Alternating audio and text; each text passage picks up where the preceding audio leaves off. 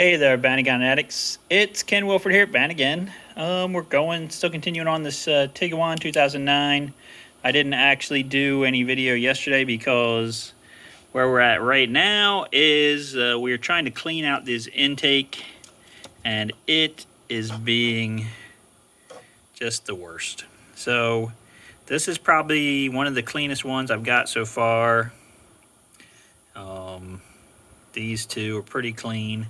Actually, the way the motor was, there was actually 3 ports that were in the position so that I could clean them. So like this one, and this one, those 3. So you can kind of get an idea of how dirty it actually was by looking in this one. Okay, so this one has not been cleaned yet. You can see that there is a lot of carbon in here. Up on these valves, there's a lot, and on the walls, because this is what it looks like when you have been cleaning it for a long time. I would say each one of these is taking me at least half an hour to 45 minutes to clean them out. That's how bad it is. I bought some special tools to help me with the job. I'm not totally sure if they're helping or not, but I'll show you what I bought, which is a set of these brushes here. They were on Amazon. They are called Hex Industrial Wire Hex Again Shank Brush Set, 38 piece. It's ABN Auto Body Now. Okay, it only costs like $20-something. And you get a bunch of different sizes. You got some nice little nylon brushes here. You've got some steel wire brushes here. And you've got some brass brushes here. And if you're very talented, you can play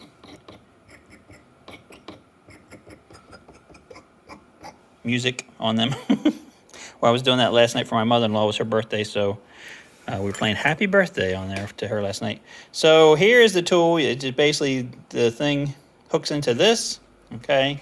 And you've got this brush, and you know, you're brushing and brushing and brushing and brushing and brushing and brushing and brushing. What I've been doing is because I have these 3 that I can actually put fluid in and they'll hold in there.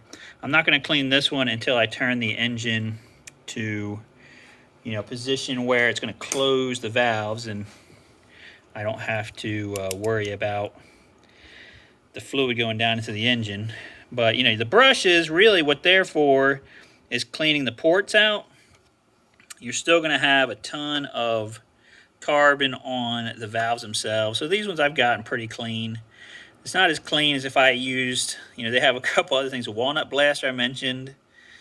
But really the brushes, they clean the ports, the sides, all around. But once you get into the valves themselves, you want to really use a pick. And I've got a couple small picks, like this one here is probably one of the more productive ones. And you just basically have to just go in there and just scrape and scrape and scrape around the valve and like where it seats in there. And you'll get a ton of garbage out of there. The other thing I was doing was putting some fuel injector cleaner, in each thing and just letting it sit so the first one, you can see it's not quite as clean as the other 2. These 2 here, I put the fuel injector cleaner in and let it sit for a couple hours, and then came back and then scraped everything, cleaned it. It came up a little bit cleaner, so I might put the fuel injector cleaner in this and let it sit for a few hours. I'm probably going to do a position where maybe I'll have this one and this one, be able to do those 2 and try to be done with it. So anyway, so that's kind of where we're stuck right now, is cleaning them out. So I've still got like maybe this one to do a little bit more, and that one. I actually did take the PCV valve off. This is actually the new one sitting here, so that it won't leave a big gaping hole here, because that's what's happening under this thing. There's just a big fat gaping hole where you can see some camshafts and stuff. But yeah, that's what happens when you take this off. So I took it off, then I just set this new one on it to keep stuff from getting in there while we're continuing our intake cleaning job, which is just really, really tedious. Okay. I also decided to pull the injectors out. I'm going to be cleaning them up, so you can see them here, and also putting no O-rings and all that stuff on them. I also pulled out the coil packs, and you can see that 2 of them were replaced and maybe 2 are original. So I'm not sure what I'm going to do about that. I might try to get 2 more. And I'm also replacing the spark plugs. They didn't look too worn.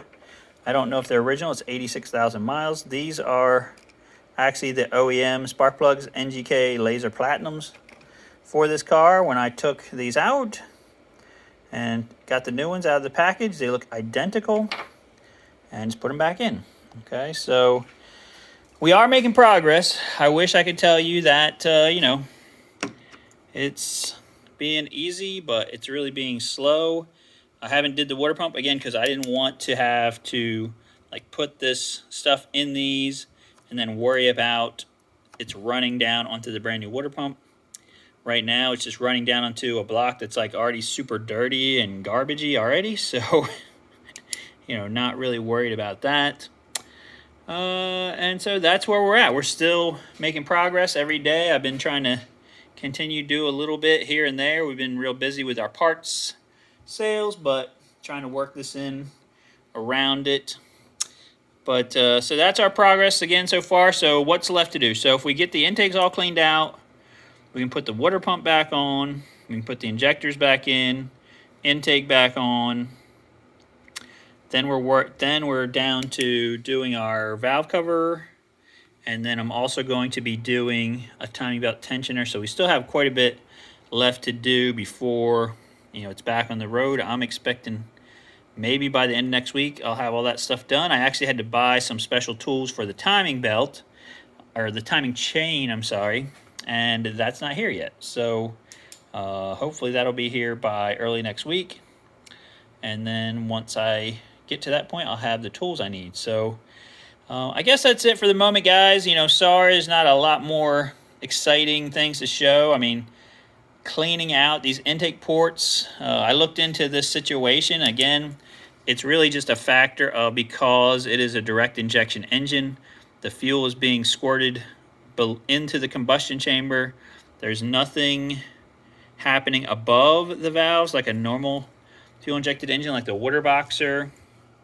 That's why you don't have a carbon buildup problem in them usually, because as they're running, the gasoline is actually spraying down on top of these valves and keeping them nice and clean. Okay, so in a direct injection engine, it's below that. There's no way for the gasoline or any other stuff to get above these valves. And what they're saying is that as the engine's running, the PCV valve, you're getting a small amount of oil into the intake, and then that oil is mixing with combustion gases and things that comes back up through the intake, and you get just a very fine amount of carbon that over time it just builds up and builds up, and there's no way for it to be cleaned off. So, I mean, if it was me, I would have said, let's make some kind of a rail along here on the top that has little ports that can point down, and even if it's something you just use every once in a while, and you put some cleaner in it, and then you run some kind of a mode where you can clean off all these valves, and the motor is clean again. I mean, this is a problem apparently with all direct injection gas engines, not just this particular one.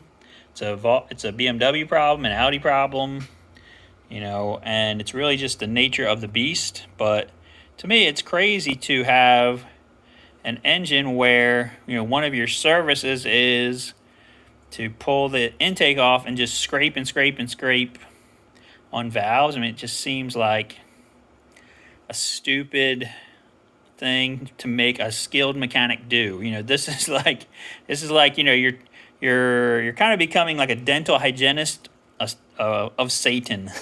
Okay, that's what I feel like. While I'm doing this, I feel like, I'm like Satan's dentist, and I'm like going in there with his pick, and I'm scraping, I'm brushing, Satan's teeth here, and then it comes out all black, and I'm trying to clean this thing out, spraying black things back on me.